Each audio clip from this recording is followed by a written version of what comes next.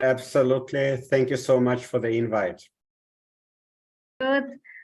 Thank you. And for the next presenter, Dr. Elisabeth Lucas. Hello. Hello, I'm here. Thank you for inviting me. Okay, now I'm going to do our presentation around 2 hours, but now you all of the speaker here have chance to present your paper just only 15 minutes for produce or present the paper.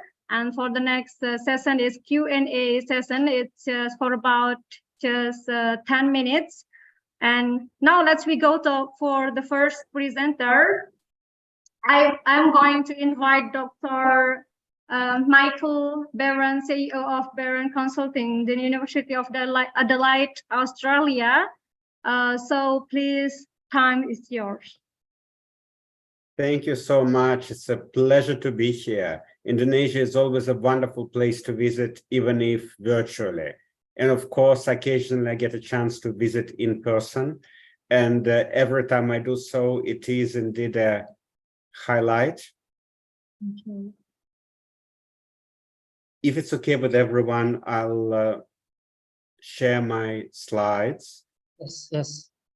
So by day, I'm associate professor of digital transformation, and I'm dealing a lot with data science and with technical matters. I'm program lead for the data science program at University of Adelaide. Hello, sorry, sir. I can't hear your voice. I think it's clear. It's clear enough. I'm unmuted, I believe. Okay. Is it all good? Yes, Prof. Oh, fantastic. Thank you so much. So, because usually I'm dealing with more technical kind of matters, today is an unusual task for me. I'll try to focus specifically on the cultural aspects of digital transformation and try to understand what are the cultural gaps that we're currently facing in the light of the changes our brave new world is undergoing. So I'll try to be brief, and questions, of course, are more than welcome. So first of all, my slides won't have much text. It's all about pictures, and I'll try to talk around those pictures and images. And if you want to get in touch with me, well, I'm on LinkedIn, and literally a click away. Now to business.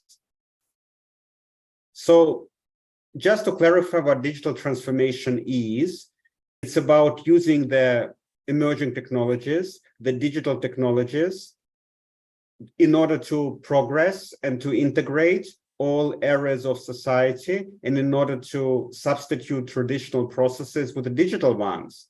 And of course, as far as cultural gaps are concerned, they're supposed to bring people of different cultures, Australia, UK, Indonesia, US, Philippines together, because we're sharing the same technologies, because we're utilizing the same methods, because we're sharing common interests. We play games online together. We're studying at universities together. One of the university programs I'm running, online ones, has students from 42 countries. So really taking us across the borders. So it does span beyond geographic boundaries. And of course, it is ongoing, and we're becoming more and more digitalized. So isn't it good from the cultural perspective as well? It got to be. So 4 factors that are driving this digital transformation forward to bring the cultures together and to close the cultural gaps are globalization, optimization of business, and to some extent, of course, socioeconomic processes, technology adoption, and my favorite one, COVID. So COVID in many ways has been indeed a blessing. Regarding globalization, we're getting to the point where we're having so much to share across the globe. And one of the reasons there's no reference next to the globalization definition, I made some adjustments to the traditional definition, which talks about business. I think it's about society more than about business. Communities are really getting integrated. The fact that I can visit Indonesia in Zoom, the fact that I can make this virtual trip, I think is the best proof for this. I can be anywhere. Then, of course, business process optimization. What has it got to do with culture? What has it got to do with closing the cultural gap? Well, if people around the globe are adopting the same business processes, then it also brings them closer together. University programs used to be very distinct across the globe, but now that everybody is teaching online, everybody is live streaming, we as academics absorbing each other's activities. Students are able to attend lectures from overseas universities because so many universities are putting classes online. We are really able to understand what others are doing better and incorporate the processes we learn into our practices. Yet another bonus. And of course, technology adoption. In the past, having access to technology was more of a luxury. Today, it's something that every university provides to the students. The lion's share of the schools are able to provide it to school students while learning to utilize the technologies. We're able to access, for instance, education providers that were not accessible before. So yet another factor. And as I said, my favorite factor, COVID. In the light of COVID, we had to undergo digital transformation, whether we liked it or not. We had to work online. We had to place orders online instead of going shopping. We had to connect with our friends, acquaintances, and professional associates online. And of course, for those of us who are like me, for instance, having a business to run, we had to make sure that all the services we offer are available exclusively online. So suddenly, again, a Chinese saying that every crisis is a blessing worked in our favor. So isn't it great? We're closing the gap. We're bringing our cultures closing together. And just a couple of reminders maybe for us to stay aware of the threats to the cultural globalization, which is not always going that smoothly. Culture change is a living process. And of course, at some point, we need to be prepared that we may not be happy fully with the outcomes we're going to get. Also, access to technology is great, but when everybody can access technology, the question is, how can they influence others? What sort of information they're going to share? Will this information have positive impact on society or a mixed one, or even negative one? Quite a factor. And of course, how do we make sure that we really have cultural integration? Sure, technology change is happening, but where do we draw the line between technology factors and the cultural factor? Do we really need to draw this line? As you can see today, it's more of an open question session rather than providing an answers. So I think we need to be wary of all of those factors. And do the cultural gaps remain? Of course, we're making them smaller, but do they remain?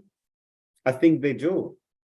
And of course, eliminating cultural gaps altogether is next to impossible, even within countries, within individual countries, within monoculture. There are countries like Japan, which for centuries have been recognized as monoculture. Culture has single nationality, mostly single nationality, mostly single way of living for many centuries, mostly single religion, yet cultural gaps have been widening in some areas. And of course, the concept of digital divide, which I think works differently now from before. When I went to university as a student, I was told that digital divide is very simple. In some countries, people have access to internet. In some countries, they don't. Rich people have access, poor people don't have access. It used to be fairly straightforward.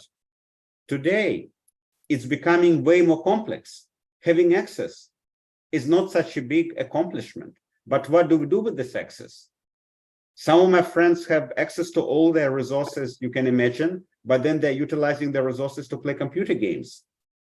Others have very limited access, but they're utilizing whatever access they can get in order to study online, in order to gain new skills, in order to establish their businesses and social networks. So then again, is it about how much access you can get, about the money, about the technology, or about the actual application of the tools that we're empowered by? And I think in many cases, we discovered that the real digital divide today, and this is the real problem behind some gaps, including cultural, is what we're doing with the technology. We're able to link the cultures together. We're able to spread love. We're able to unite the communities around the globe. We're able to create new kind of communities, international communities. But alternatively, of course, the digital world can be used to spread lies, to spread misinformation, can be used to provide legal and social challenges for societies, and even draw people further away as opposed to closer together. So I think this is where we need to understand that we're living through times of great responsibility. Closing the divide, closing the gap is very important. And it's not just about business or money or technology. It's about all of us making a significant contribution. And of course, preserving cultural identity. One of the most memorable moments I experienced when visiting your country, Indonesia, have always been to do with having a touch of the authentic culture. The authentic culture, meeting people who are living in remote places. It is such a great experience for me. And I really appreciate, and I'm very grateful to the country for, allowing me to experience this. This is so important. And of course, remote communities that speak their own languages, that maybe not even able to, communicate so fluently in Bahasa Indonesian and don't know English, but still, they're such important global citizens. But with the closing the cultural gaps, we also need to make sure that we don't say, right, all of us are learning to speak English now. This is really great. We can build our new culture around the common language, around the common society fundamentals, common goals, common business objectives. I think we have to be very careful in order not to overdo it, in order to make sure that we understand what the real cultural gaps are. So I think there are pros, there are cons in the recent transformational processes, but we shouldn't really blame the technology or praise the technology. It's about us as humans. Technology is providing us with opportunities which are probably beyond what I was dreaming about when I was growing up. And now the question is, what are we going to do with those? We're able to create global communities. We're able to create multicultural communities. We're able to create monocultural communities. We're able to get together from all corners of the globe and say, okay, we're coming from multicultural communities. Now let's create some kind of global universal monoculture, which is personally something I find a huge worry when we start working towards unified goals, which is great, but working towards unified goals by the means of saying we need to have unified ways of living, unified expectations. And of course, don't want to get into politics, but this is where many cross-national conflicts originate from. People believing that their point of view is the only correct one. So this is very much what I wanted to talk about today. And again, I'm speaking out of my domain because my professional domain is a technical one, data analytics. I am a digital worker, but I'm mostly working on the analytics side, serving companies. And of course, I think it's important that while serving companies, we also consider the cultural matters. Not only serve the business community, but also try to understand how our skills and knowledge can be applicable outside the business environment. I would be most delighted to take all the questions, and also anytime you want to connect with me, reach out, share some interesting information, throw further questions my way. You are more than welcome. This is again me on LinkedIn, and I'm very much approachable. At least I hope so. Thank you so much.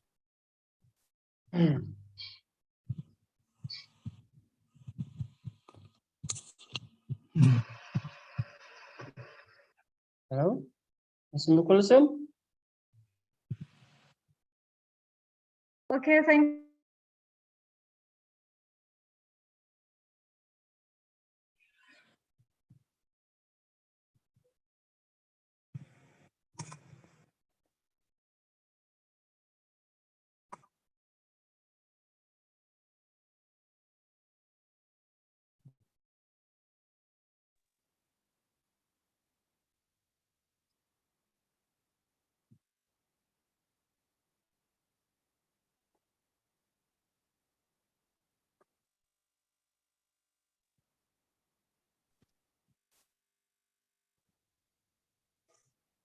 Okay.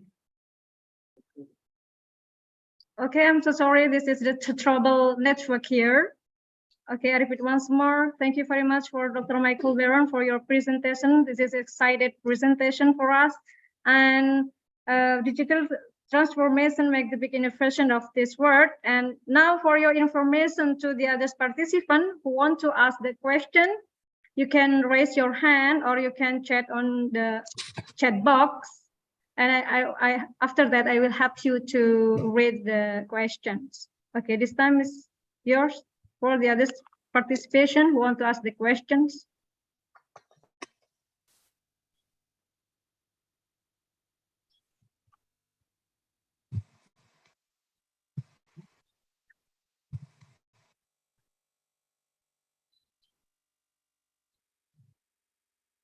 Hello? For another participants, all of the students here who want to ask the questions, please raise your hand.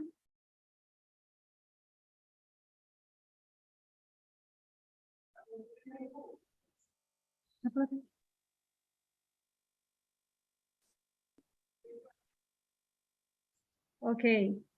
Okay, here, there is one student here from, oh, no. There is no students here.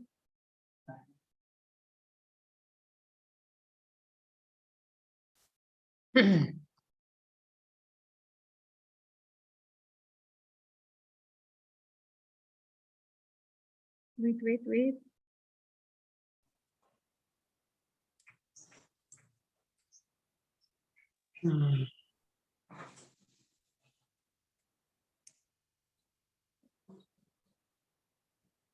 Okay, I will ask Alan to ask the question for Dr. Michael Barron. Okay, time here is yours.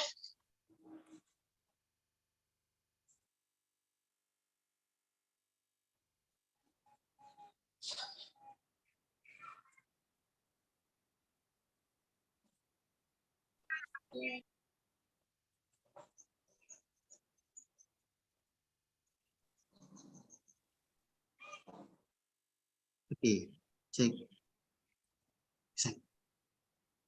Okay, it is me. I'm Mohammad. I will ask to Mr. Michael Barron.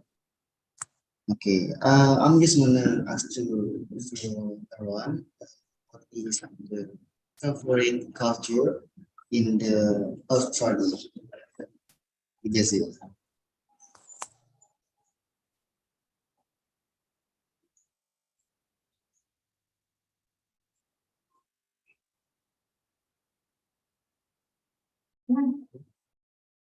Hello? Udah.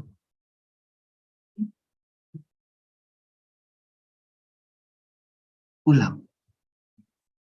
Okay, just me. There's travel connection in here. I will repeat my question. So I will ask to Mr. Dr. Michael Barron. I'm Mohammad Maulana. I will ask to Mr. Dr. Barron.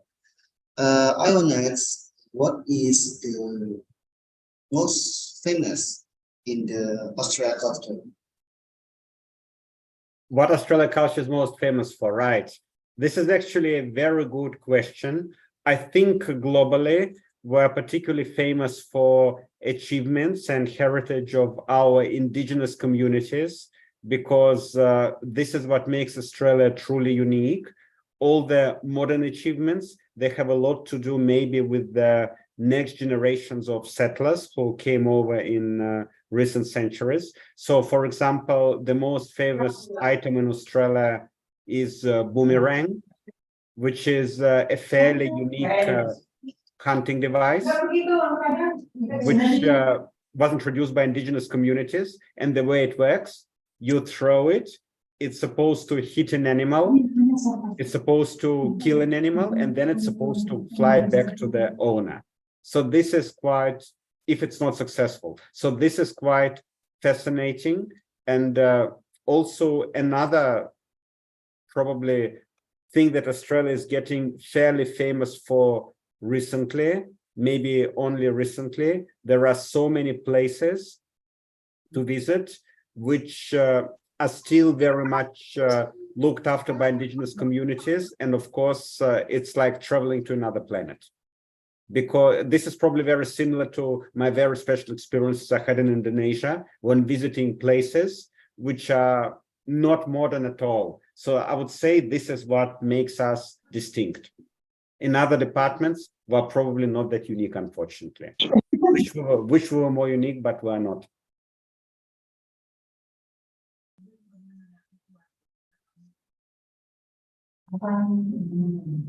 Thank you, sir, for your explanation.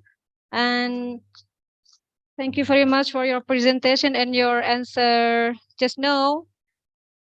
And now let's move to the next presenter. Okay. Hello.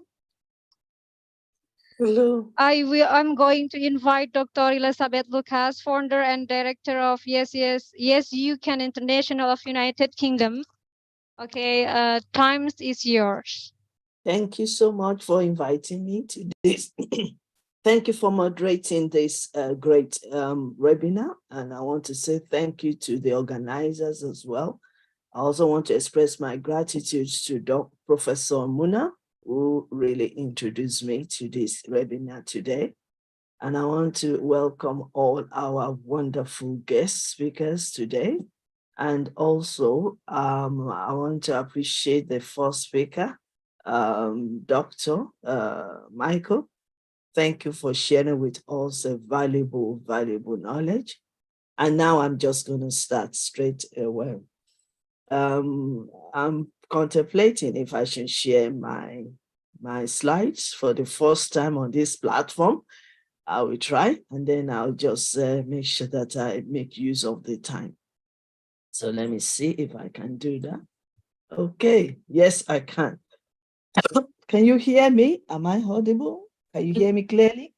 Yes, of course. Sorry for my throat. It's still too early for me here in the United Kingdom, but it's still okay. Right. So let me start with lecture talk on strengthening cross-cultural understanding for cosmopolitanism. Okay. So, but what is because I would like to, to define what cross-cultural means, and then the cosmopolitanism. So, before that, let me just quickly introduce myself, as you've done, just to add a little bit on it. That I also the founder of International Yes You Can International. I'm also a co-author of many books, an award-winning author of Yes You Can, and I published many books and also co-authors of many. I am also the global inspirational speaker, global youth mentor and advisor. And that is why I am appreciating the fact that I'm on your platform to share my inspirational nugget of wisdom. So these are all my books and they are all available in the Amazon. Okay. So the topic before us today is cross-cultural. And I will go straight to this word of wisdom. The only way to live happily, peacefully, harmony with one another in this world is for everyone to admit it that we are all different. We are all not perfect, and we are all can make mistakes.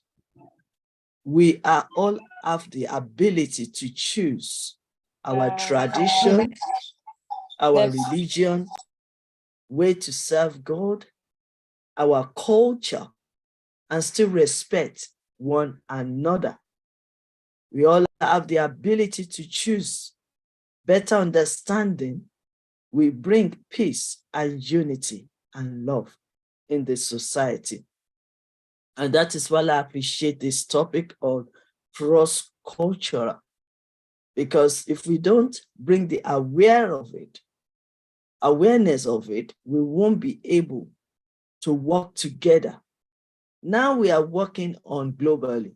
I've not been to Indonesia before, and I know that some of you have not been to United Kingdom before. And at the same time as well, I am originally from Africa. So here I am in United Kingdom.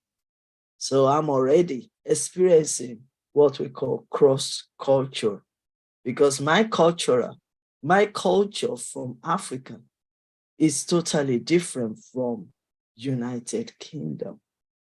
So let me first of all define this according to International Encyclopedia of the Social and Behavioral Science, 2nd edition, 2015. Cosmopolitanism is a moral perspective that emphasizes the inherent worthiness of human beings, regardless of their location. It takes as its community the entire planet, its perspective that puts it at the odd with the nation state. So cosmopolitanism encompasses 4 distinct but overlapping perspectives. One of them could be an identification with the world or with the humanity in general that transcend local commitment. It's also a position of openness, because if you don't open to one another when you are building your relationship, especially in globalization, you won't be able to know one another or even understand one another. The other time I was discussing with Professor Mario Lucero from Philippines, and he was sharing with me about their tradition, their culture in Philippines. Here I am in UK, and I was sharing with him as well how we handle things. Also in Africa, it's also different from United Kingdom. So that is how unique the world is. But if we don't go global, we won't really understand. And I believe this is the time of globalization, especially when the whole world has experienced COVID, and then most of the things we are experiencing are change, and we're embracing change now. And one of the change is some of us have to move our business to online and become globalization. So that is why it is so unique that we keep on bringing awareness. And where do we have to start from? From the younger ones in our schools, our students, so that they will prepare themselves that the world has changed. It's not like before. And just to say to themselves that they have freedom and opportunity to move around. They will be able to come to UK. They will be able to go to India. They will be able to go to Africa to study more, enlighten themselves, and familiarize themselves with other culture. It's also an expectation of historical movement towards global peace. If we are talking about peace, and if we are promoting peace, then we need to embrace diversity. We need to embrace other people's, others' culture, and we can move around, work together as one body. It's also normative stance, advocating Cosmopolitan aims and actions. And that is why it's so unique that we bring awareness of this cross-cultural. Okay, before I go into cross-cultural, what is really cultural? Cultural differences involve the integrated and maintained system of socially acquired values, beliefs, and rules of conduct, which impart the range of accepted behavior distinguishable from one society group to another. And cultural differences can be various beliefs. My beliefs might be different from your beliefs, and yours is different from others. It could be the way we behave, because our tradition, our country, and our culture will really dictate the way we behave. For example, the way we will talk, the way we will greet our elders might be different from the way we greet our friends. I can say from my own experience, being an African living in United Kingdom, the way we behave in Africa is different. The way we greet our elders is different from here. For example, we can bow and prostrate to greet our elders. But here in UK, they just stretch their hands and shake themselves and shake their hands. So you can see the difference in that little way. The way we talk as well, language is different. So it's possible my language might be an insult to the language of Britain if we start speaking it and not letting the other person understand. And that is why I appreciate the common language, which is English. Because when you study English, when you understand and be able to speak English, then the sky is not limit. You'll be able to travel around and communicate. Who knows? Yes, if you come to Nigeria, if you come to UK now, you might have your friends that came from your country or migrated to United Kingdom.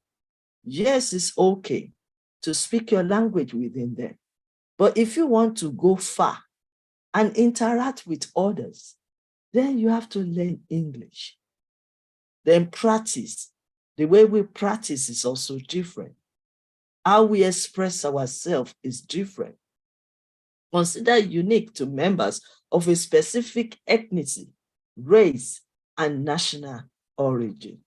And that is why it is so unique that we bring awareness and we keep teaching on this culture. Examples of cultural differences includes values, our norms, our beliefs, morals, and rituals, mannerism, and expression between different societies. For example, if I want to talk to my own people from Africa, the way we will chat, the way we will talk to one another might be different. For example, if I'm talking, we can raise our voice and then we can talk and shout. That's the Africans. But when you come here to speak to an English person, the way they will speak will be so conserved and they will speak their clear English. And when they see us speaking, sometimes they might say, oh, are they fighting? Why are they raising their voice? But that is our custom. We are not fighting. We are not arguing. That is who we are. And the same thing with the British. So they will also have their own way how they communicate with one another. So when they understand us and we understand them, then there will be peace. Then we can live in harmony. That is the way to go. So what are the 7 examples of culture? You have social organization, customs, religion, language, government, economy, and arts. So, and then we're talking about cultural differences, religion. For example, we have Sikh, we have Christians, and even under Christians, we have different kinds of Christianity. We have Muslim and other religion. When we talk of sexual orientation, gender identity, we have so many now. But the common one is man and a female and female, man and woman. Then education, we have stages of education. For example, I studied business administration from United Kingdom. Then some people will go up to PhD level. Some of them can be honorary, some of them can be the one that you have to go to school fully and study and specialize on one particular subject. Then generation, we have different generations. We have the ones that are still coming up, the toddlers. We also have the youth, that one. And we have the older generation. So that's different. And we have to also understand how we can relate with different generations. For example, we have the toddler. The way you will speak to the toddler will be different from the people that are teenagers. And the way you speak to the teenagers will be different from those people that are older. So cultural behavior, we need to understand. I remember the other time at work, when I was just chatting and talking to one of my friends, because we come from the same language. We are so loud, we laugh loud, we are so free. But then, English person didn't understand it. And he was so I'm upset. so sorry. Okay, I'm so sorry to disrupt your time, Prof. You Okay. have 5 minutes more. Okay. 5 minutes more. Okay. Yeah. Yes, I'm rounding up now. So cross-cultural differences, religion, ethnicity, and education clash. So to round it up again, I will quickly just say cross-cultural is a concept that recognizes the differences among the business people of different nations. We want to take your business globally. Then you need to have an awareness of cross-cultural. So even when we have to go further, then what is cross-cultural communication? It is so important that we embrace communication. We build our skills of cross-cultural communication, because this will allow people to avoid miscommunication, misinterpretation, instead of open up the possibility of fruitful relationship across the previous daunting culture. So let's move on, and then I can close from here. One example of cross-cultural psychology is that some countries, such as America, value individuality with concepts such as personal liberties. For some countries, their value is collectively. So that's one.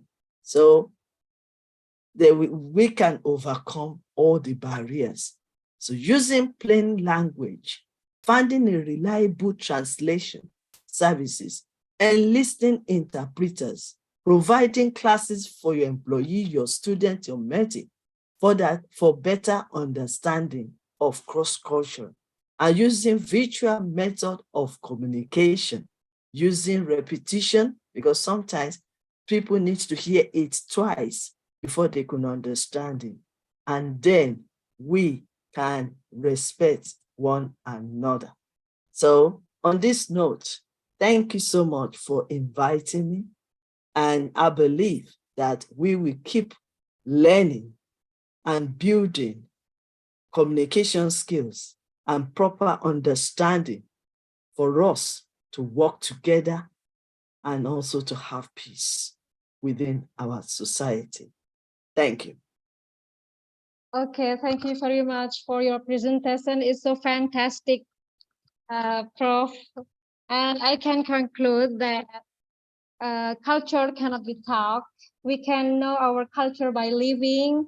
And here, culture consists of all ideas, beliefs, values, and knowledge, languages, and ways of life shared by a group of people. And then we express our culture, talk, festival, laws, ritual, language, and more. Okay, now we are going to the next session is Q&A session. Here, I just give time 10 minutes to answer the question in Q&A. And for your information to the all of participants here who want to ask the question, you can raise your hand or you directly chat on the chat box, and I will help you to read the questions. Okay, all of the participants here who want to ask the question, please.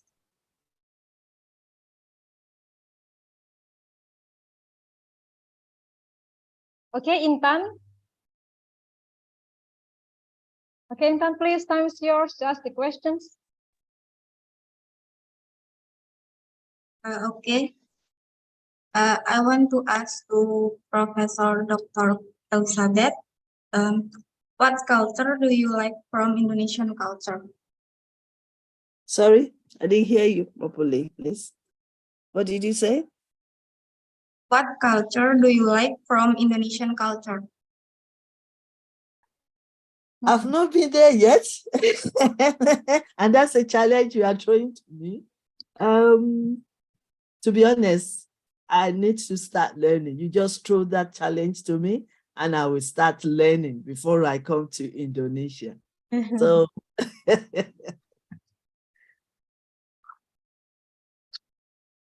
Okay, here, Prof, there is the question from Mr. Saidi. What is the most important in the two different cultures to make balance? two different cultures to make balance is, first of all, you need to understand. I mean, be willing to learn from others. So they be willing to learn the culture. For example, I've been in the United Kingdom for 30 years or even more than that. And if I don't learn their culture, then I won't be able to live comfortably in this country. I know that I came from Africa, but my plan is to stay and work and study in the United Kingdom. So it is very important that we learn different culture.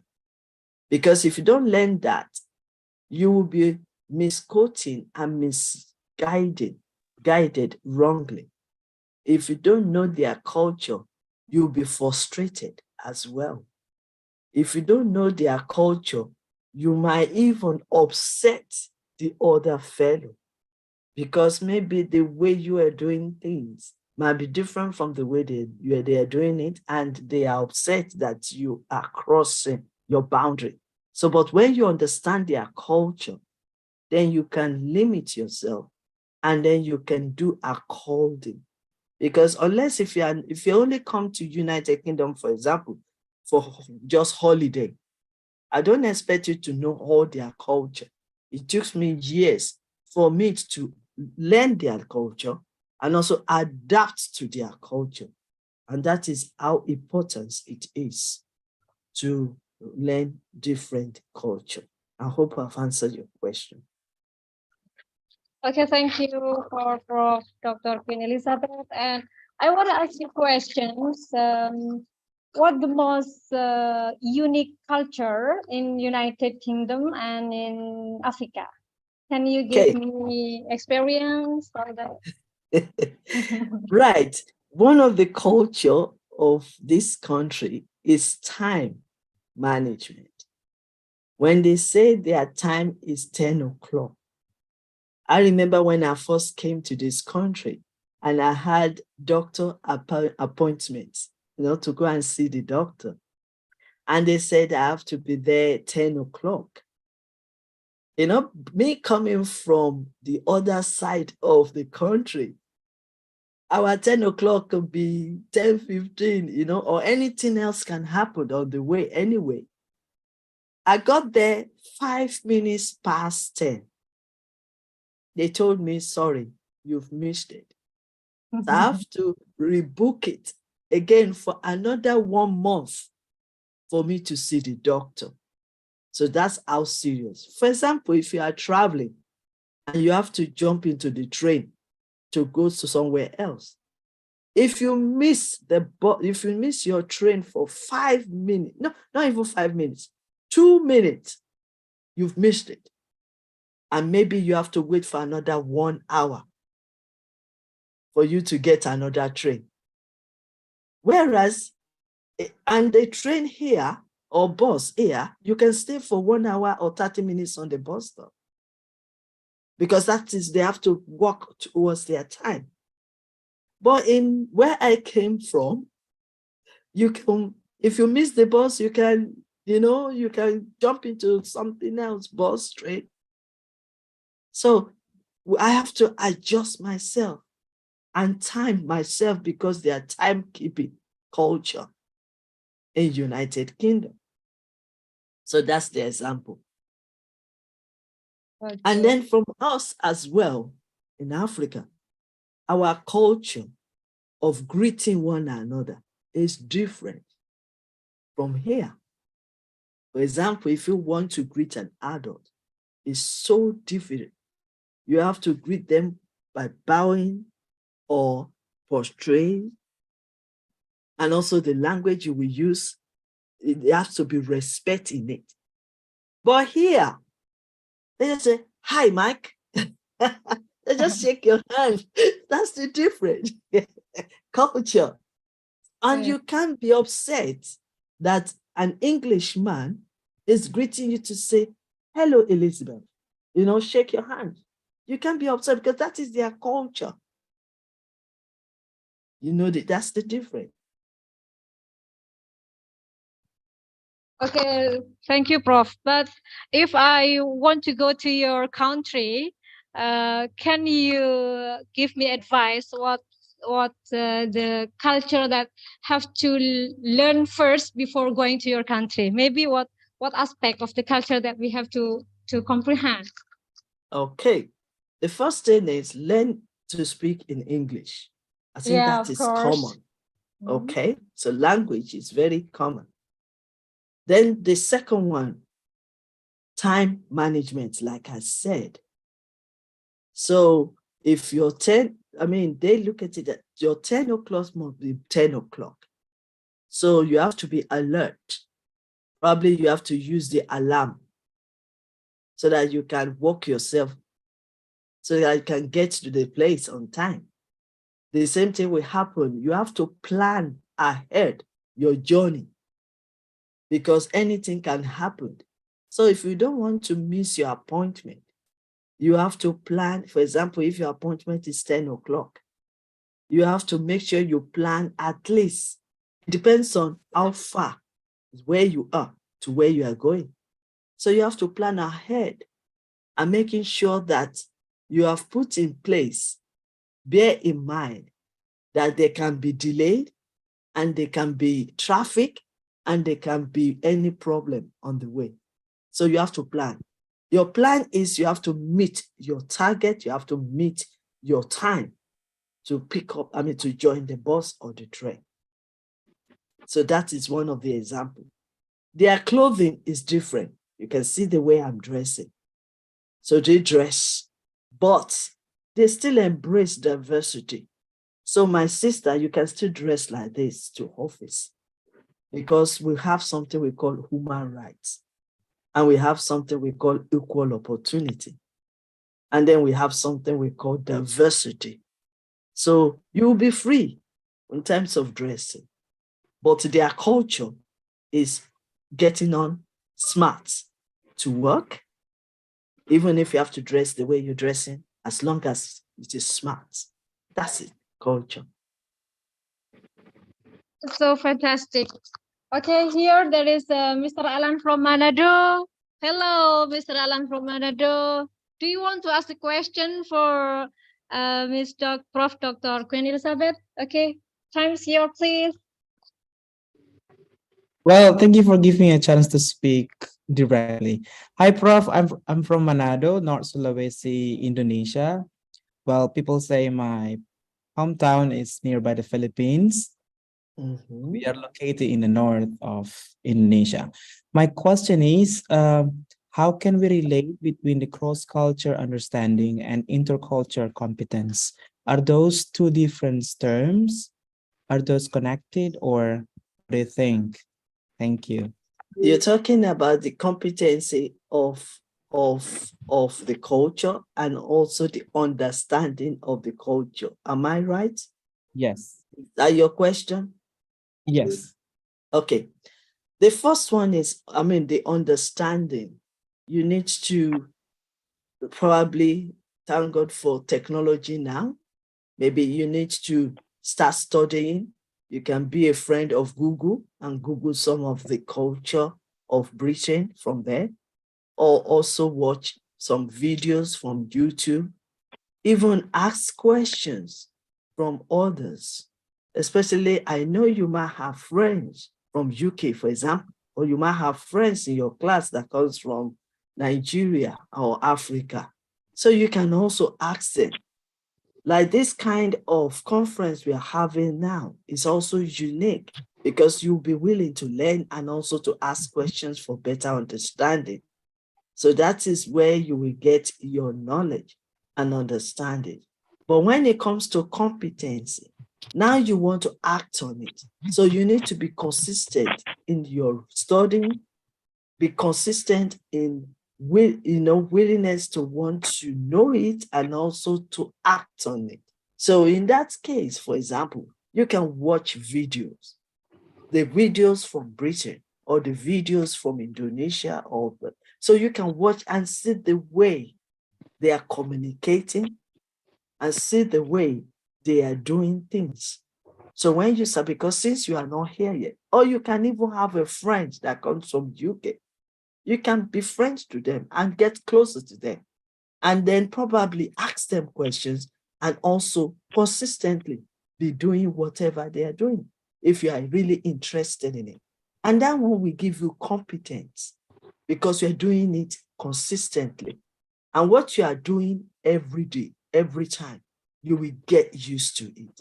It's not overnight, but when you consistently learning about it, and then acting on it, then or practicing it, then that will bring competency. So it's one thing to know it, it's another thing to implement what you've learned and take action and practice it every day. Like they always say, when you practice every day, you are getting better. So you prepare yourself as well, so that when you find yourself in United Kingdom, you are not movies like others. You have prepared yourself because you know you want to come here to stay. And so that is where your competency will help you because you've already practiced it before you leave the country. I hope I've answered your question about competency and understanding. Yes, Prof. Thank you very much. Okay, thank you very much for clear explanation, for great presentation. I'm so grateful have you here, Thank Prof. you. Dr. Queen Elizabeth. And see Thank you you. later. Thank you so much. Thank you. Okay, now for the third speaker, I'm going to invite Nur Muhammad Maulana, students of Syariah Economic Study Program. Okay, this time is yours. Just you have just 10 minutes to present your paper. Okay, this time is yours.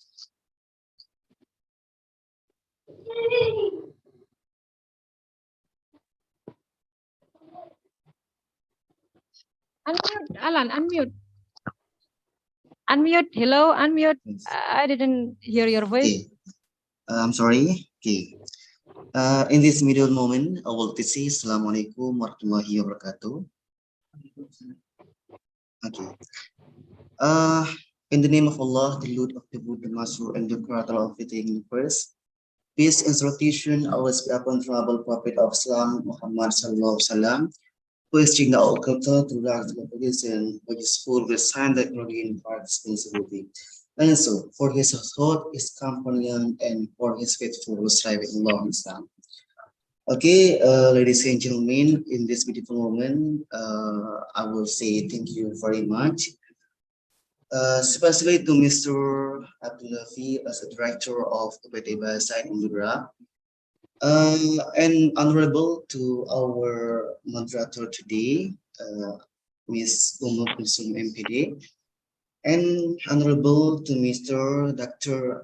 Barron, who is given us many knowledge now, and also to Mr. Dr. Elisabeth, and not forget to all of presenter and all of our audiences who can in Zoom meeting here. And especially, I will say thank you very much to all of teachers who always educate me, who has partner that can be here, and especially to Mr. Sayedi and Ms. Titi as my tutor in FLDP of IAIN Madura, and who always support me and who has educate me until can be here, until I can be speaker in this beautiful moment for about the culture of Madura. Okay, what moment? I will share a screen, my screen.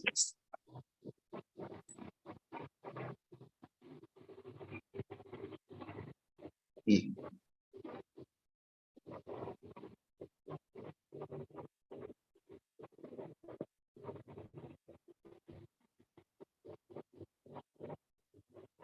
Okay.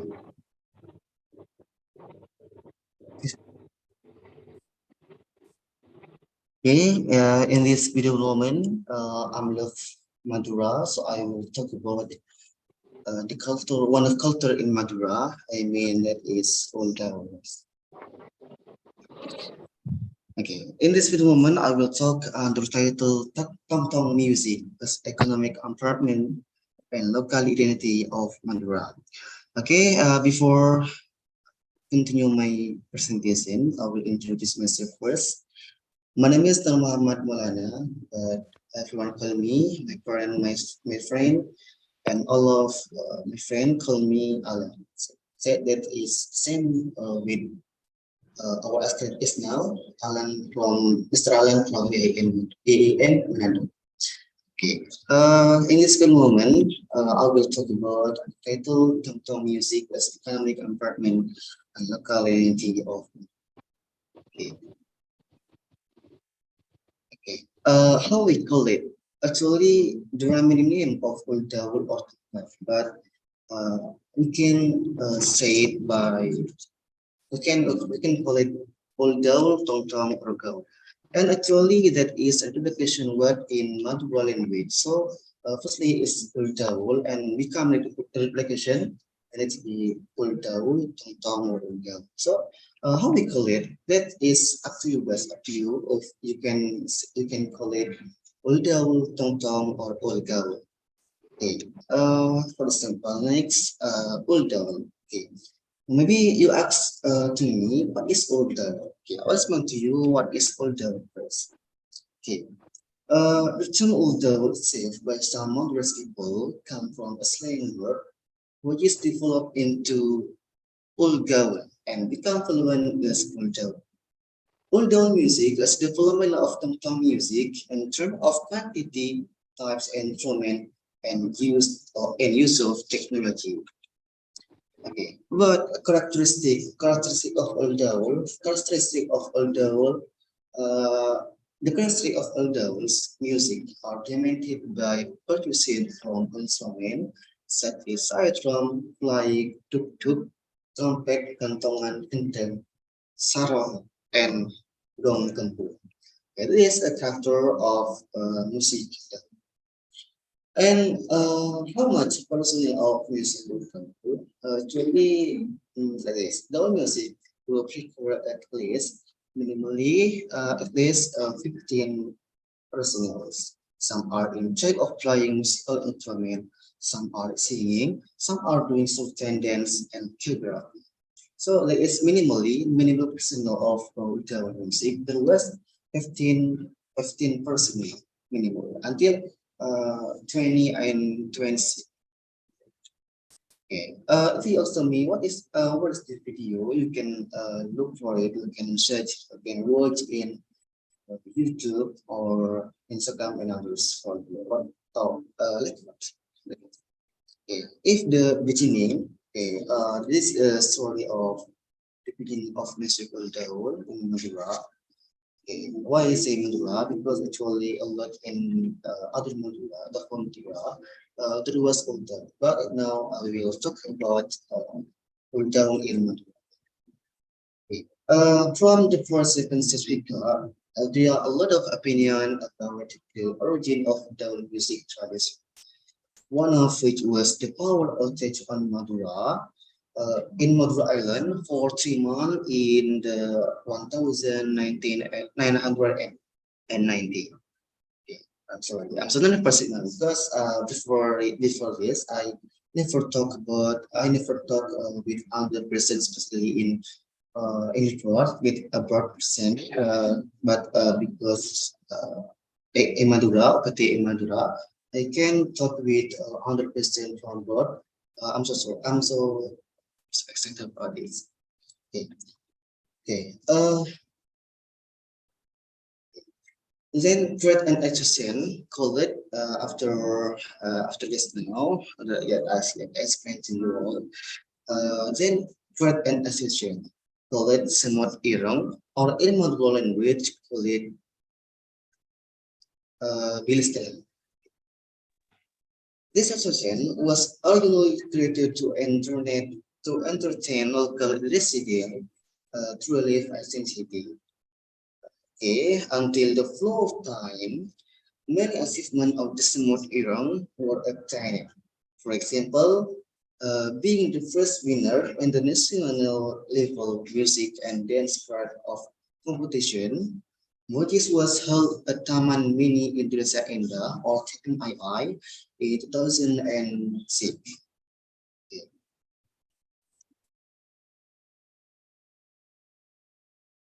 I'm so sorry. I disturbed your time. You have 3 minutes more. Okay, thank you. Okay. Okay.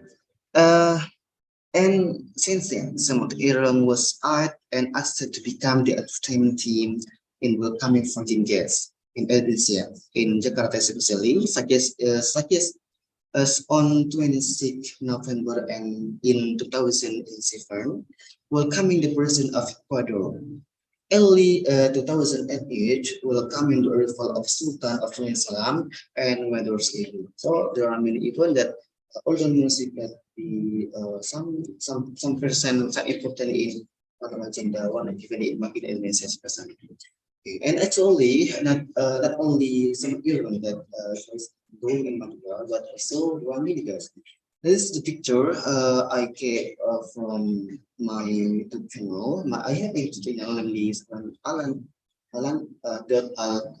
07. Okay.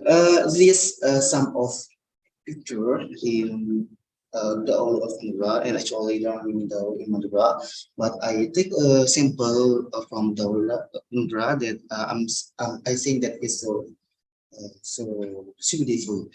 One of it is Rampak now, and this from Mangasan, and this is Gong Money. And the next Gong Mania. Gong Mania is from Sumeneb, and Gong Mania is the most famous of Daul that is in Madura, especially in Sumut.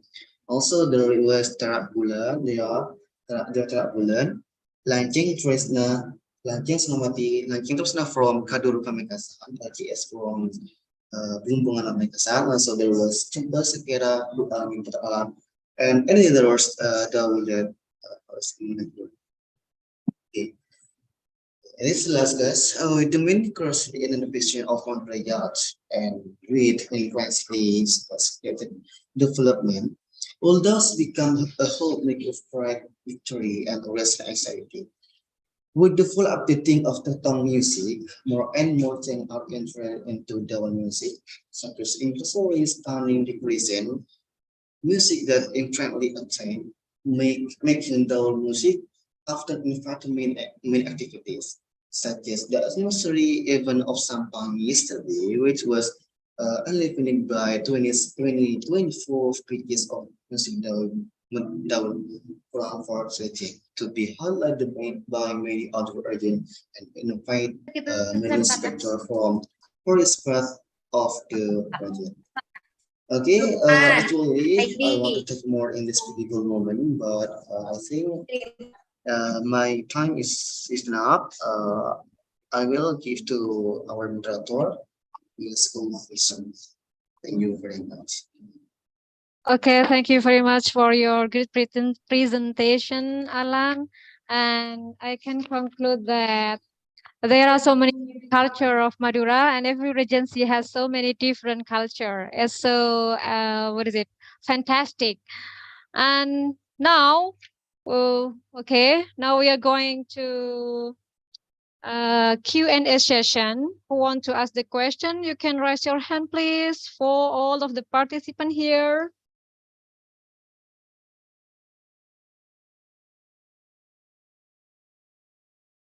Hello? Okay, who want to ask the question? You can raise your hand, please. Nobody. Okay, I think nobody here. Is it Okay. possible for me to ask the questions? Okay, yes. Yeah. Talking about Madura's traditional songs or traditional percussion, it is something that are very interesting for today's. Yeah, as we know that every part of our village has this kind of percussions community. Yeah. Yeah. And actually it is quite common in every events that come up in our what's that some kind of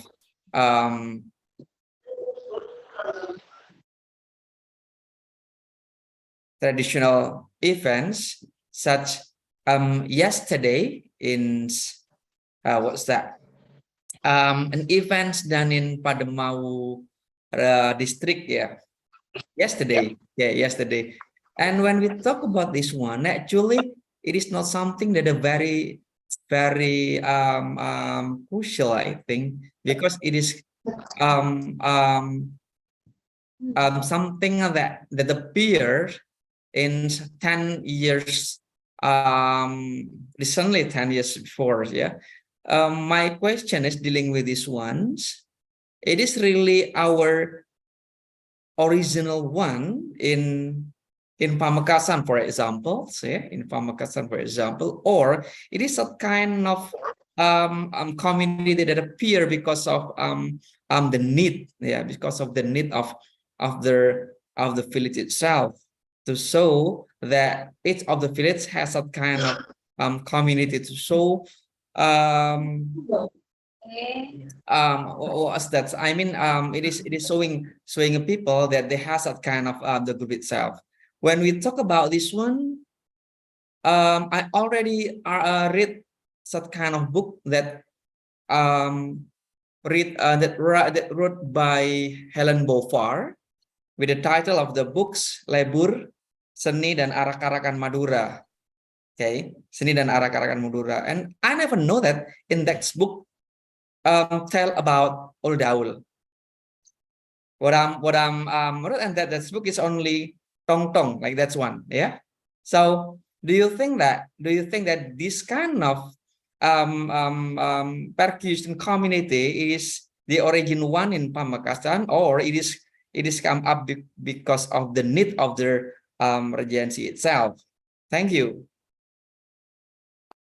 Thank you for the question, sir. Now, Alan. Okay, hello, Alan. Can you Okay. listen my voice? Okay. Now it's your turn to answer Mr. Gofur questions dealing with your topic just now. Okay.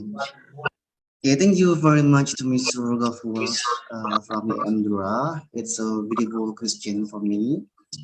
Okay, with your question, actually, it's not only Daul.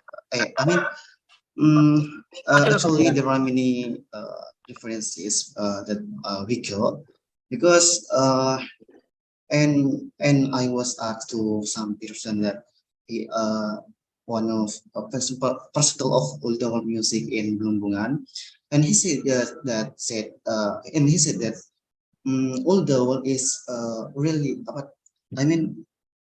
original culture from Madura, especially in Pamekasan, that is called by some that I was Spanish now, and someone said that the first old that is from someone that I don't know what the story that is story, and actually not only from Madura, specifically Pamekasan. Actually, there are many culture that in Pamekasan and on Madura, like what what is it? Actually, I forget.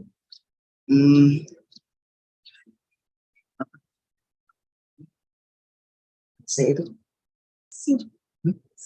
Kan.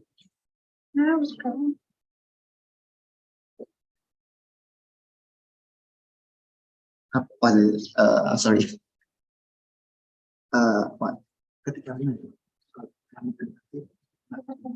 It's like Rokatase, and also in what? When I'm so sorry. I'm so sorry. Because there are many cultural original from Madura. Not only Daul or Tom Tom in Madura. Actually, there are many cultivated in from Madura. Okay, how, Mr. Gafur? Is it clear for you? Yeah, actually, we have to dig more and more dealing with this kind of traditional percussion, yeah, because as I know, there is no references that tell us that it is the origin one of Pamekasan's city. I mean, yeah, as I know that in the research that already done by Helen Beauvoir in that book, Lebur, Yeah. Seni dan Arak-arakan Madura. Helen Beauvoir already done her research 2 years, as I might not forget at that time. So I'm so sure that it will be that kind of something that done by Pamekasan people to that kind of imitate a model of percussion itself with Sumenep traditional musical. I think that's one. So maybe in this case in Pamekasan there is so many kind of additional instrument, and also what's that kind of song that already modify so that it will be look like it will be the origin one of Pamekasan. I think that's all. Okay. Thank you very much for your clear explanation, Mr. Gafur. It is so insightful for us, so especially for our students here. And then after that, maybe Alan will take deep research and deep references to increasing their knowledge.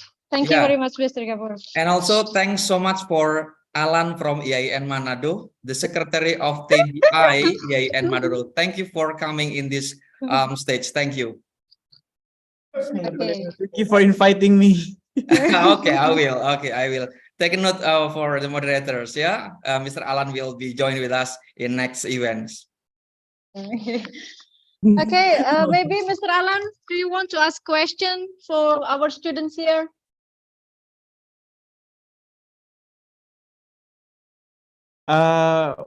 What else? I think well, I'm interested about Madura traditional foods and traditional clothes. Can you explain to me what are those? Asal jangan minta batik aja, nggak apa-apa, tak jelasin.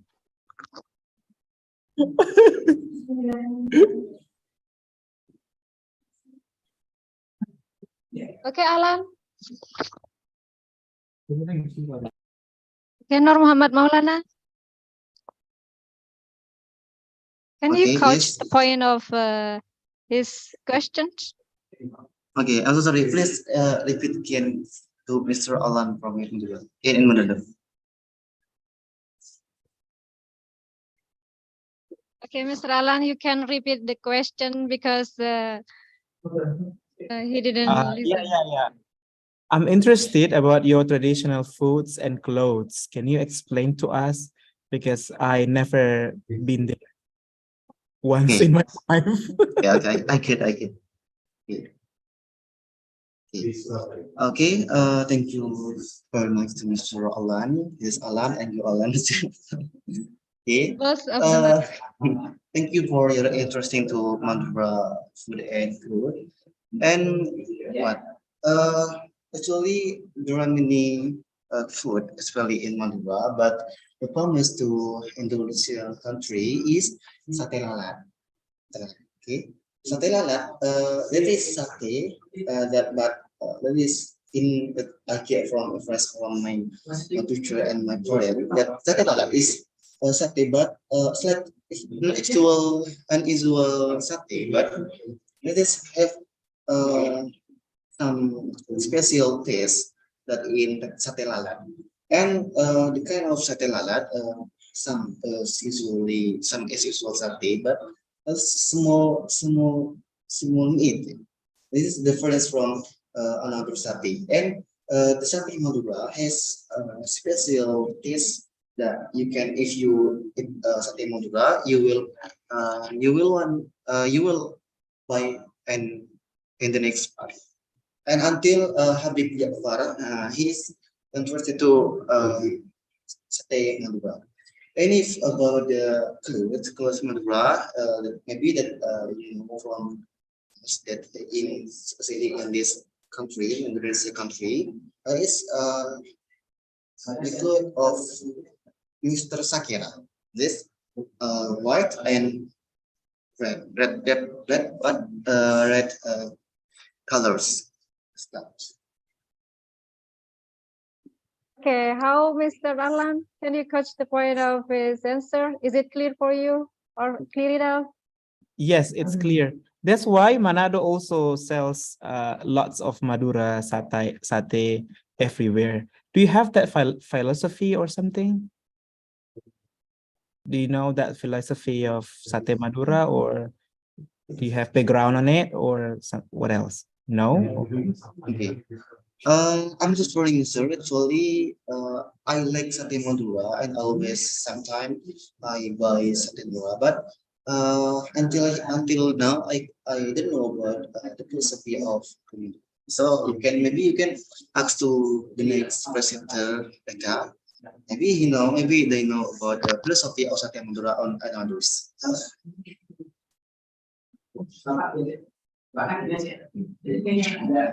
And actually, it's not only sate Madura right now that familiar or that famous in this era. It was toko kelontong in Jakarta and Bogor specifically. Okay, thank you. Okay, I think enough for Mr. Alan, and then thank you very much for Mr. Alan that from Manado. Thank you so much. And now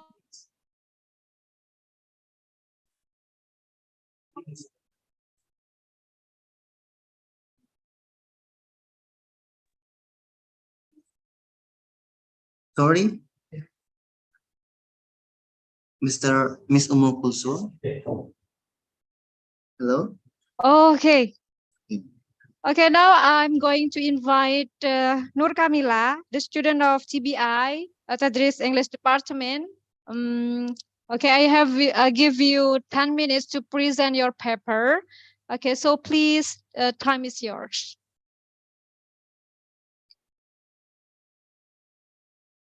Okay, Assalamualaikum warahmatullahi wabarakatuh. Hello everyone. Before I would like to say thanks to the moderator that has given me opportunity to share the presentation in front of you all. It's an honor to me to get this experience. As you see on the screen, I will discuss about Madura unveiling the rich cultural heritage of the island. Madura Island. Madura Island is a small island located off the northwestern coast of Java, Indonesia, which has a unique and rich cultural heritage. So let's take a closer look at the diverse facet of Madurian culture, such as culinary, custom, traditional clothing, and more. The first, we are going to the culinary. In Madura, you can enjoy a variety of unique culinary delight. Here are some examples of famous culinary in Madura. The first is Sate Madura. Sate Madura is a traditional Indonesian dish. The dish is prepared with chicken or mutton pieces that are placed onto skewered and grilled. This type of satay is different from most other types since the meat is cut into thinner chunks than usual. This Sate Madura skewers are accompanied by a dark sauce made with the combination of kecap manis that we can call sweetened soy sauce, palm sugar, fruit salad, shrimp paste, peanut paste, hazelnut, salt, and garlic.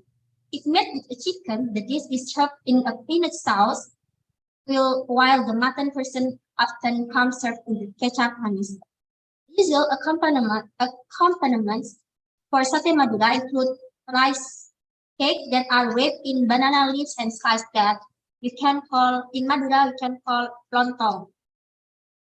Then we are going to Sate Madura. Soto Madura. Soto Madura is a delicious chicken soup with a clear, rich, and spicy broth. It is usually served with sliced chicken, yellow noodles, celery leaves, and fried onions. Its savory taste makes it a very popular dish. As you see on the screen, the picture of Soto Madura. And then we are going to Nasi Bebek Madura. Nasi Bebek Madura is a rice dish served with a crispy and aromatic red duck. The duck is seasoned with typical Madura spices and then fried until brown. The dish is usually served with sambal, fresh vegetable, and peppers. The last is, now we are going to the custom and tradition.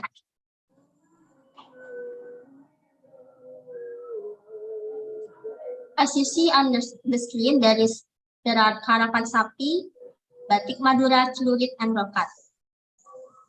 Karapan Sapi is an attraction that can also called as the cow race and usually performed on the area of Madura as a traditional culture of this place. So this cow racing traditional festival is a kind of ancient tradition which still held for some specific areas at Madura. The cow are always having the opportunity to participate into the racing, and soon the race will begin. All visitors from the countries and Indonesian people can always see the traditional racing, which full of the adrenaline rush, and it will always begin around August to October. This is also the most interesting event in Madura, and there are many people who can just wait to see this event. The winner will surely get a pile of money. And then Celurit, you can see on the screen, this is Celurit. Celurit is the Maduris have a unique traditional default called celurit. The shape of the sickle is similar to the Japanese sickle, which is used for farming and gardening. The difference is that the sickle from Madura is slimmer with a thinner curved circumference. The tip of the sickle is also sharper. The sickle handle is made of iron or wood. And now we are going to the rokat. Rokat is a seed picking ceremony, which is usually called rokat tase. This tradition is an expression of gratitude for the gift and favors given by God. This tradition is also believed to provide safety and smooth sustenance. The rokat tradition begins with an istighosa and tahlil reading, even with the community led by religious leaders. After that, the people wash the offering into the sea as an expression of gratitude to God. The content of the offering are like a tumpeng, colorful sticky, rice, and fish. And now, the last is batik Madura. Batik Madura is Indonesian traditional fabric, but batik Madura has a unique motif that different than the others. And most of batik Madura is writing batik and stamp batik. There is 3 kinds of batik Madura. The first is writing batik. The second is stamp batik, and then printing batik. But most in Madura, batik in Madura consists of writing batik and what is stamp batik. It uses chanting as a pen. To draw the cloth, you can use chanting. Chanting is a pen, a tool for drawing the motif, and then malan is like a candle that you burn it, and you take from the chanting and we draw it to the cloth, and then we color it. Batik Madura is typical batik from Madura Island, which has a variety of unique motifs and patterns. The motifs are made traditionally and use natural dyes and are passed down from generation to generation. And now we are going to the special character of Maduris. As you know, Maduris is salty and spicy lovers. This is very common among Maduris people. Their love for salty and spicy food is very difficult to avoid it. It is also not uncommon for sweet foods to be consumed, but they are also rarely consumed by Maduris people. The average Maduris can consume chili sauce every day. Chili sauce that we can call it sambal, because according to us, sambal is a complement to food that must be present when we eat. And then stay fast with custom and tradition. Maduris, custom and tradition in Madura that have existed from their ancestors are always noticed and introduced to their children and grandchildren, so that custom, tradition, and culture are continuously carried on by their children and grandchildren. Because costume, tradition, and culture are national identity that must be preserved so that they do not become extinct, especially in Madura. And then the last is strong physically and mentally. Maduris, if you have been to the island of Madura for a while, you will not be surprised if you find one of the Maduris or have friends from Madura who are hardworking, tenacious, and strong. So that is no wonder if you find Maduris around the world, even in abroad. Maybe you can found a Maduris. In conclusion, the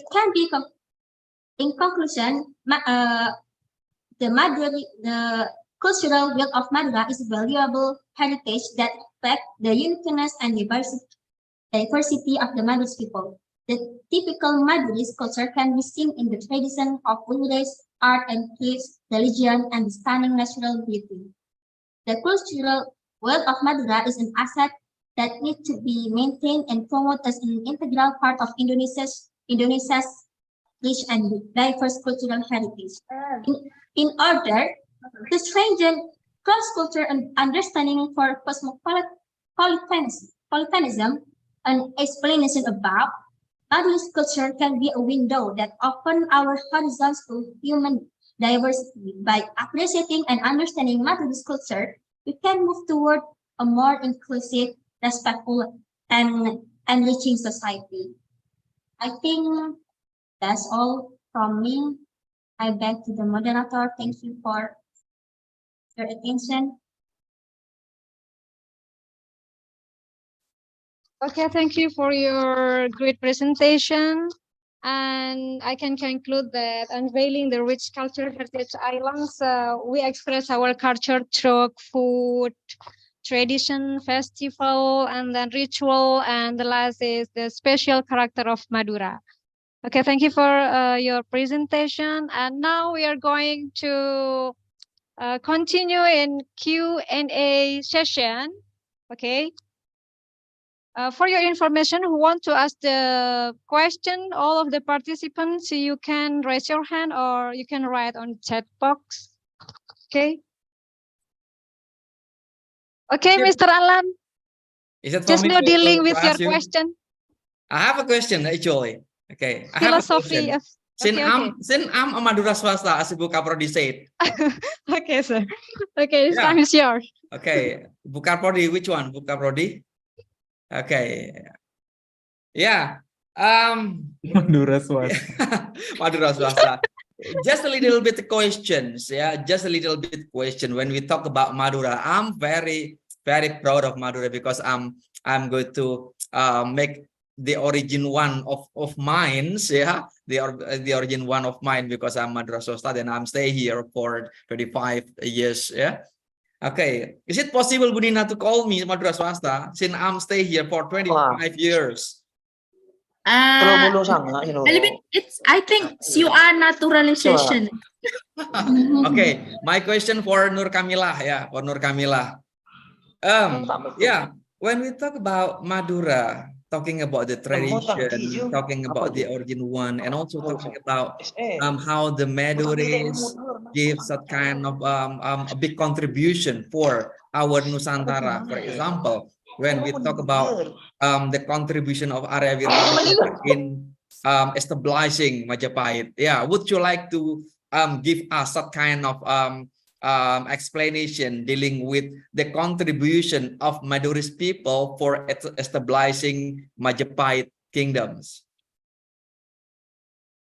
Kalau nggak bisa jawab, ini harus dipertanyakan Maduranya ini. Biar Pak Gofur yang menjelaskan. Ya, Alan ya. Okay.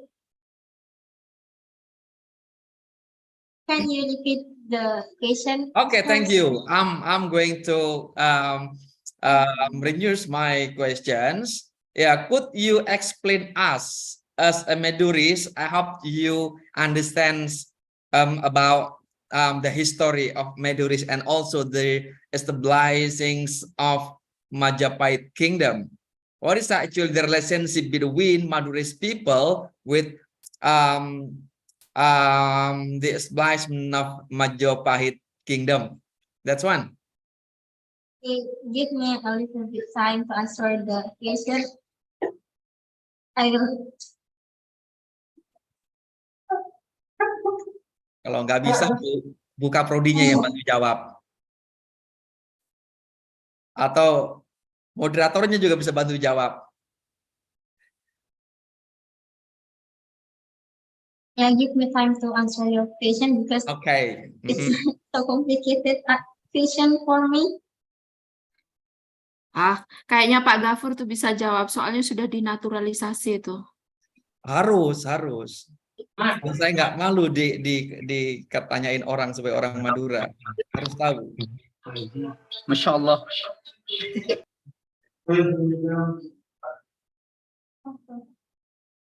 Okay,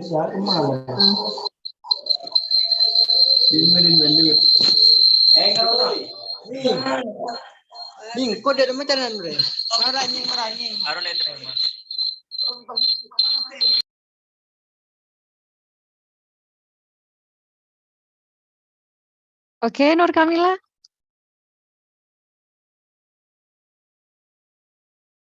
Wait, Try wait a please to minute. answer. Next semester akan ketemu saya Nur Kamilah itu. Biar saya jelaskan lebih detail di kelas.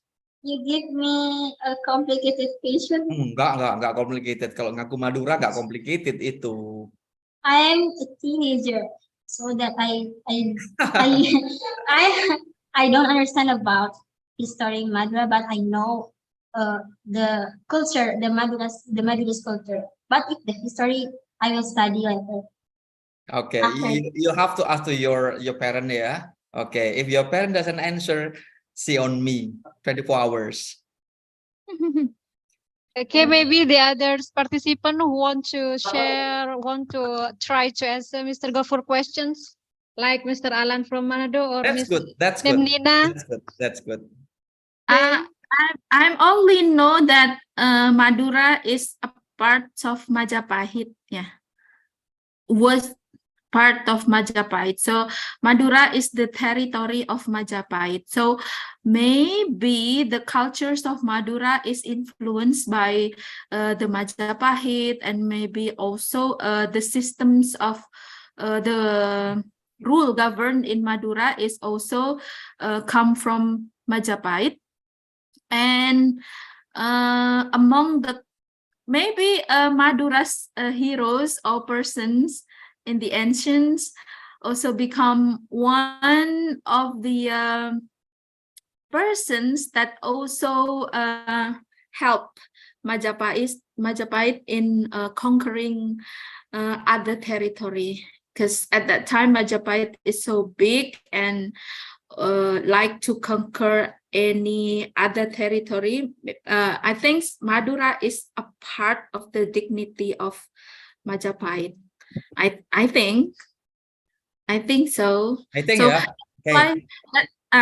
that's why in Malang, there's a place. There's a place in Malang, deep.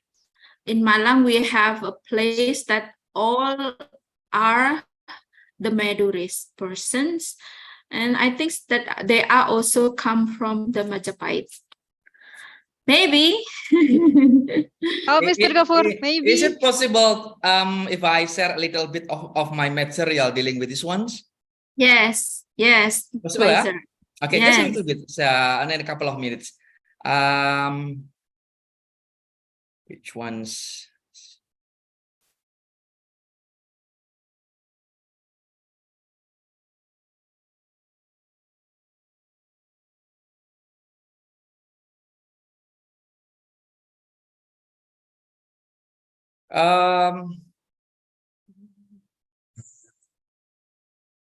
Yeah, here you are.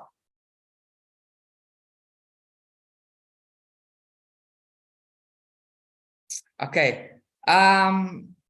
It is a kind of my little bit of Madurist tradition that I already compose, yeah, with this kind to make sure that I'm actually Madurist. I'm not sure that Ibu Nina also have such this kind of material, yeah. Okay, this is to make sure that I'm Madurist, yeah, Bu Nina, yeah, and others, okay, with the traditional dress, yeah. Okay, yeah, and if we talk about this one, such kind of sorry.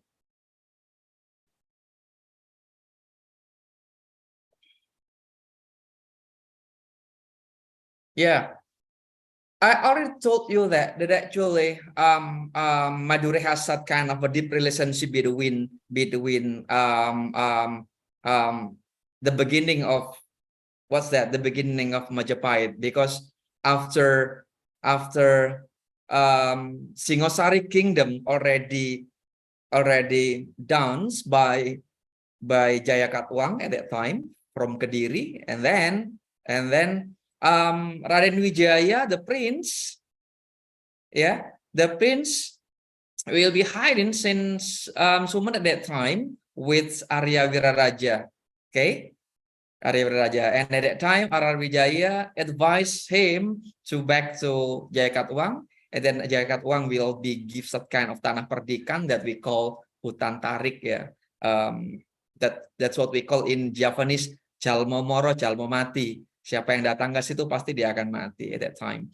And then after that, Madura's people with Arya Wiraraja together, and then make such kind of tanah perdikan there, tanah perdikan, and then make such kind of what's that, kingdoms, with Ronggolawe as the son of Arya Wiraraja. And after that, we have to know that Majapahit will be the biggest ones, the biggest kingdom at that time. It is just a little bit, a little bit of talking about Madura, and sat-satian of this one lah. So sorry, ini just sharing what we call about Madura, talking about these ones. But so sorry, I have not to explain in all of them because it is not my time for presenting this kind of material. It doesn't matter, sir. Mbak Ummu, Kulsum, thanks. Okay, thank you very much for your excitement just now. And then now, like presenter, I'm going to invite Intan Dwi Aprilia, the student of Law Study Program. And you have just 10 minutes to present your paper.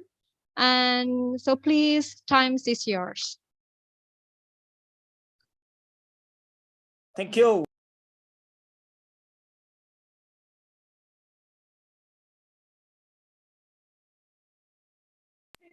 I want to speak English, miss.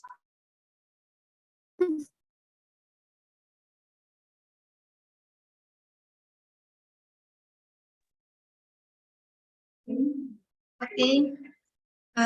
Today I will present about exploring the cultural richness of Madura, the uniqueness and charm of the South Island tradition.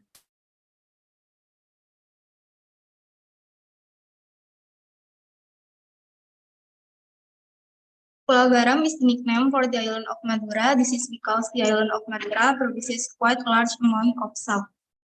Madura Island has a dry and hot climate and has abundant natural resources such as large lowland areas and seawater, which is available in large quantities. In addition, local expertise in salt farming techniques has been passed down from generation to generation, and the Madurais have in-depth knowledge of the process of salt production and processing. Madura has cultural characteristics that become the identity of the Madurais people, such as Kraton Sape, Fokatase, and Mamacha. Until now, the Madurais still maintain the tradition of their ancestors. On this occasion, I will discuss more deeply about the Mamacha tradition. Mamacha is an oral tradition of the Madurais community in the form of reading text by ditumpangkan or singing, then explaining or interpreted. Mamacha is inspirable from the name Tempeng Macapat Matura.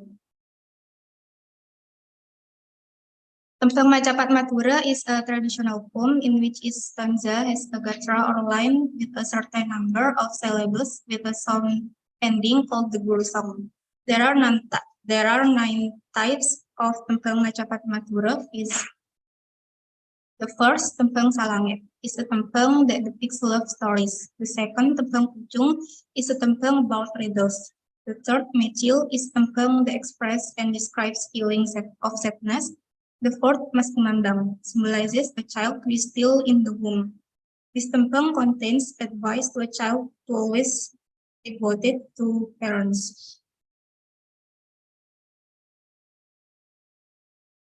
The fifth, Durma. Durma means tiger with story content that tends to be harsh. Because this tempeng symbolizes the 3 human passions which represent wrathful, irritability, and lust. This tumpeng depicts stories of fight, wars, and psychological condition. The sick kasmaran is tumpeng used to describe feeling of love, sadness, or joy. 7. Concord. The tumpeng used to express things that are violent, such as anger, fights, and war. 8. Xenom. Tumpeng that is usually used to express things that are romantic in nature, but in relation to love stories or relationship between people. And the last, artate, tumpeng that has a purpose and a hope about something with the ultimate goal of achieving goodness. This tumpeng is usually used to express feeling of joy or even when achieving a victory. The Mamaca tradition is held in various ceremonies with different stories according to the purpose of the ceremonies being carried. One of the uniqueness of Tumpeng Macapat Madura is community belief that the implementation of the Mamaca tradition can provide function that affect human life. Such as the Pantabarokat ceremony, it is believed to be able to keep away disasters and can increase the smoothness of sustenance. Mamaca can be read as the process by which a person learns to control himself, his passion, and to live the world's life with care. In the current era of foreign country invasion, one of the efforts to preserve the Tumpeng Macapat Madura is by conducting Pasemuan Remon. Thank you.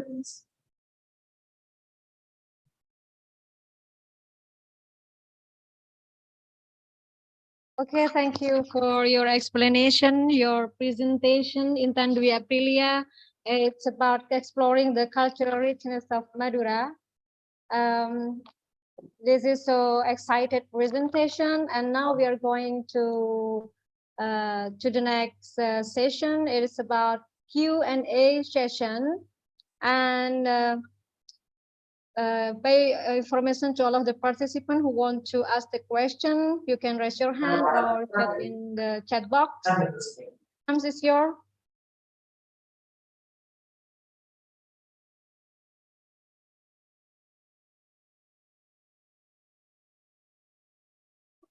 Okay, now I will choose one of students here. Okay. Mohammad Muhtar Lutfi. Are you there? Hello, Muhammad Muhtar Lutfi. Are you there?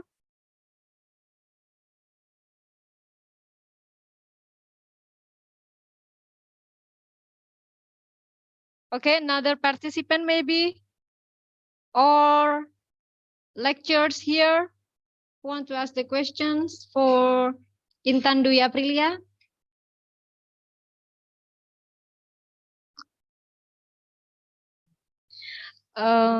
Okay, if there is no question, I will ask you questions. Okay, for Intan Dwi Aprilia. Okay, Intan Dwi Aprilia, can you give me example? What's the unique culture that usually do in around your society, maybe on around your circle? Can you give me example the unique culture of Maduris that happens, that appears in around your circle or around your people or your society? Okay. Okay, Miss.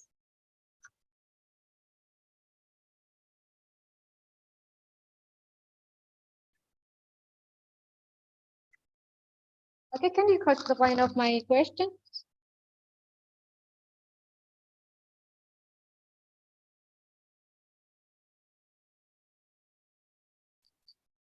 Maybe specifically in Pulau Garam.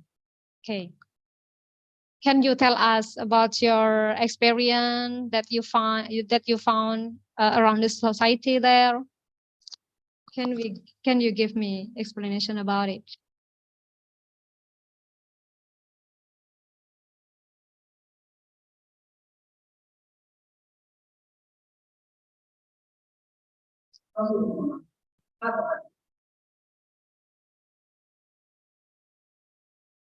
Okay, Intan.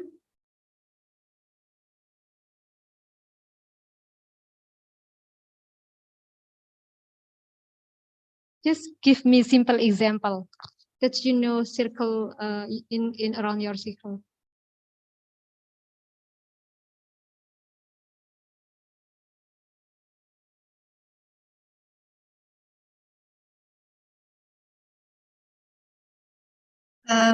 Culture around me, there is memaca. Memaca is when there is such an event, when Torontana or in Rokatase, there is help memaca. Okay. Okay, thank you for your answer. And because time is up, I'm so sorry for all the speaker here and the participant here. Because time is up, and thank you very much for your coming, for your participant, for your attention to following this lecture talks and 17th series. And I apologize if there is something wrong of my talk or my behaviors when I handle this lecture talk in 7th series. And see you later, and bye-bye. Bye-bye.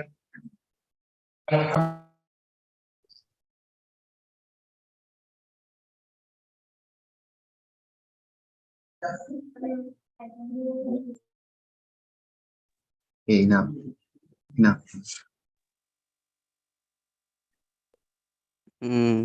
Teman ya, selesai ya.